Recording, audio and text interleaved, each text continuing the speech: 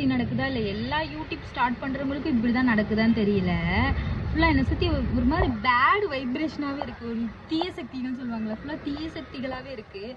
இது பண்ணுன்னு சொல்கிறதுக்கு ஒருத்தங்க கூட கிடையவே கிடையாது. இதை பண்ணாத, இது எதுக்கு, இதெல்லாம் உனக்கு எதுக்கு, நீ வீட்டில் சும்மா இருக்க வேண்டியதானே அப்படின்னு சொல்கிறதுக்கு தான் வந்துட்டு எல்லாருமே கால் பண்ணி வேறு சொல்கிறாங்க. யாருமே ஒரு பாசிட்டிவாகவே யாருமே பேசவே மாட்டுறாங்க. நமக்கு தான் தெரியும், நம்ம ஸ்டார்ட் பண்ணி எடிட் பண்ண தெரியாது, பேக்ரவுண்ட் நாய்ஸ் இருக்கும், அதை மேனேஜ் பண்ணணும், இந்த ஏரோப்ளேன் வேறு போகுது, அந்த சவுண்டு எல்லாமே வரும். எடிட் பண்ணுறதுக்கு இப்போ தான் கற்றுட்ருக்கேன். இவ்வளோ பிரச்சனை. ஸோ வீட்டில் இது நடக்கும், இதெல்லாம் மேனேஜ் பண்ணி நம்ம ஒரு வீடியோ எடுத்து அதை போடும்போது அது எவ்வளோ கஷ்டம் நம்மளுக்கு தான் தெரியும். ஆனால் வந்துட்டு இதெல்லாம் உனக்கு எதுக்குன்னு சொல்லிட்டு ஈஸியாக சொல்லிட்டு போயிடுறாங்க.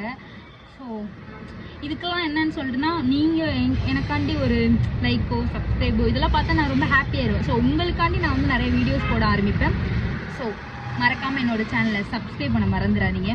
மறக்காமல் இந்த வீடியோக்கு ஒரு லைக் போட்டுருங்க.